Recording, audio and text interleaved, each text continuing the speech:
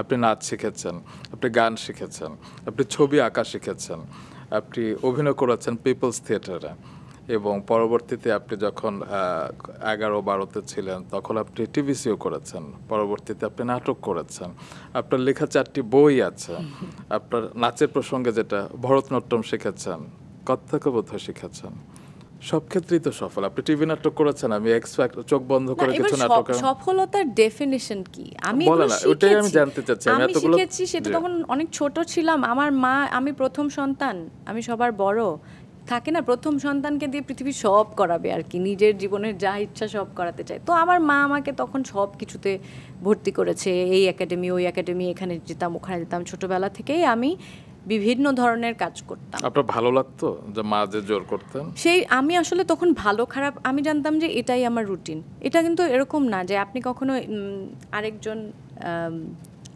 আর কে না, রুমানা রাশিদ, ঈশিতা আপুকে জিজ্ঞেস করবেন ছোটবেলা থেকে ও অনেক কিছু করেছে, নাচ শিখেছে, গান, তারিন আপু, মানে এরকম আরো অনেক উদাহরণ আছে যারা সবটাই অনেকটাই করেছে, অপি আপু। তখন না ছোটবেলায় আসলে ওটাই লাইফস্টাইল ছিল, আমি জানতাম না যে অন্যরকমও হয় আর কি, কারণ আমার তো এটাই আমার জন্য বাধ্যতামূলক ছিল, আমাকে এটা করতে হতো। কিন্তু সাকসেসফুল কিনা সেটা তো আলাদা কথা। কিন্তু তখন কি স্বপ্ন দেখতেন আপনি? মানে আপনি তো সবকিছুই করতেন, ছোট্ট মনে, শিশু মনে কি স্বপ্ন দেখতেন?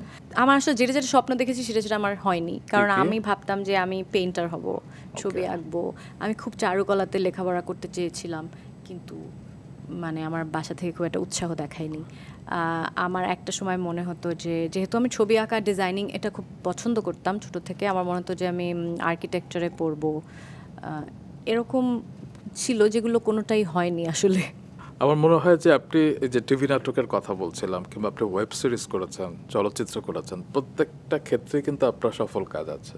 আমি যদি চোখ বন্ধ করে বলি যে এক্স ফ্যাক্টরে আপনি ছিলেন, ল্যান্ডফোনের দিনগুলোতে প্রেম, সেখানেও ছিলেন আপনি।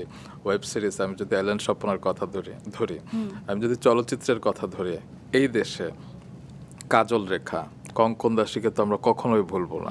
আবার ওই দেশে আপনার ছবি মায়া এবং আরও বেশ কয়েকটা ছবি করেছেন আপনি, সেখানে অ্যাওয়ার্ডও পেয়েছেন। দাদা সাহেব ফালকে কি পেয়েছেন? তো এই যে প্রত্যেকটা ক্ষেত্রে সাফল্য এত ইজি ছিল আসলে, নাকি আপনার মনে হয় যে এটা লাক? দুটোর সংমিশ্রণ তো থাকতে হয়। মানে আজকে একটা চরিত্র আমি করব, আমি চরিত্রটা পাবো কি পাবো না সেটা আমার ভাগ্যের উপরে, তো আমার কন্ট্রোলে নেই। ডিরেক্টরকে আমাকে নিয়ে ভাবতে হবে বা গল্পটার সাথে সামঞ্জস্য থাকতে হবে। তো সেই ক্ষেত্রে আমি সত্যি বলতে ওটা অনেকটা লাক, কারণ আমি কোনো এফর্ট দেই না। কলকাতাতে আমি কোনো পরিচালককে চিনতাম না, যারা আমাকে কাজ অফার করেছেন তারা অ্যাবসলিউটলি নিজে থেকে এসে আমাকে খুঁজে বের করে কাজ অফার করেছেন।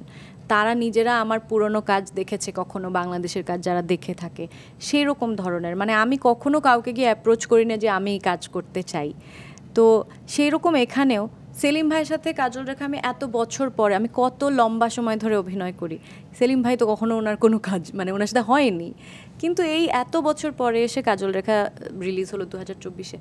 তো সেটাই বলছি যে মানে আমার এই ক্ষেত্রে হয়তো অনেকটা ভাগ্য, কারণ অথবা ভাগ্য বা আমার আগের কাজ দেখেছে বা মনে হয়েছে এই চরিত্রটা হয়তো ও করতেও পারে, সেরকম কিছু একটা। সেটার জন্য হ্যাটস অফ গিয়াসউদ্দিন সেলিম, কারণ আসলে আমরা কেউই ভাবিনি যে কঙ্কন দাসী চরিত্রে মিথিলাকে এত এত ভালো লাগবে।